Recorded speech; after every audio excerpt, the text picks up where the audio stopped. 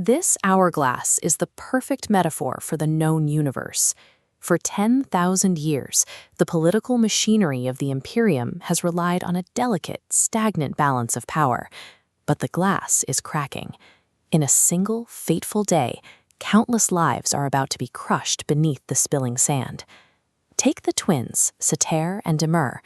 At 17, they stand before the monolithic Spacing Guild on the technological world of Ix.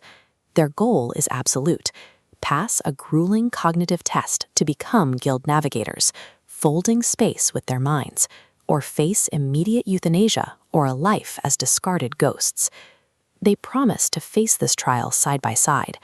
Instead, examiners separate them into solitary, sealed chambers.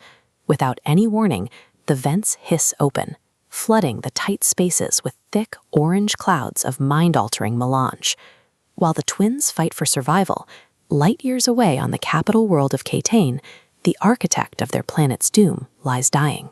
The skeletal Emperor Elrud is succumbing to a slow, undetectable catalyst placed in his spice beer by his own son and an assassin. Yet, from his deathbed, the old man is orchestrating a ruthless political strike. Elrud holds a deep grudge against the rulers of Ix. He has struck a secret pact with the fanatical Tleilaxu, allowing them to infiltrate the technological utopia. Using genetically modified shapeshifters known as face dancers, they disguise themselves as the oppressed working class to dismantle the planet from the inside. The grand aspirations of two brothers and the stability of an entire world are unknowingly tied to the spiteful machinations of a dying monarch. The trap is set. The serene, subterranean city of Vernis explodes from within. Diamond-hard support columns crumble as massive detonations rip through the gleaming architecture and pedestrian skywalks shatter into the abyss. This destruction is driven by the suboids, a massive, genetically engineered labor class. Overnight, they have swarmed the pristine streets with incendiary bombs, screaming for a holy war and tearing apart the very society they built.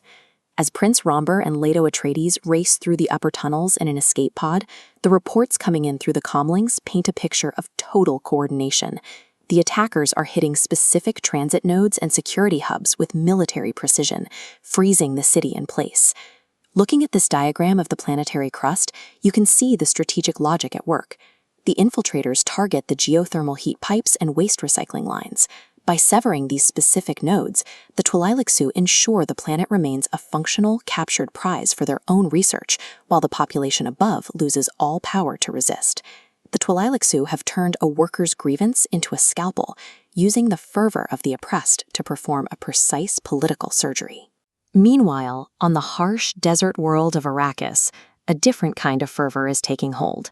A Fremen warrior named Uliet is armed with a sacred, poisoned crysknife.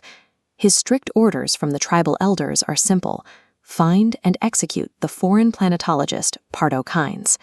But Kynes paces the caverns, completely ignoring the drawn blade. He preaches a spellbinding vision of ecological engineering to the local Fremen, detailing plans to capture moisture from the air with wind traps and transform the dunes into a paradise of open water and fruit-bearing trees. Uliet listens, mesmerized. The dream of a green Arrakis overrides his conditioning. Because his sacred knife cannot be sheathed without drawing blood, Uliet steps backward and impales his own heart on the poisoned blade. He bleeds out on the cavern floor.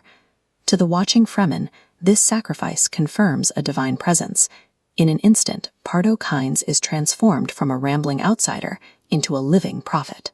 While one man ascends in the desert, another is transformed by the spice.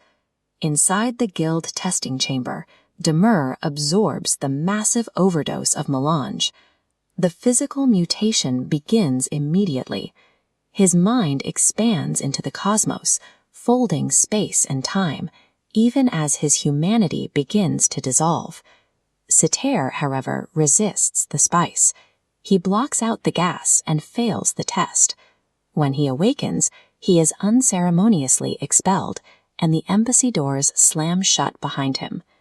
The guild claims Demur forever, leaving Sater stranded on the streets of a world that is no longer his.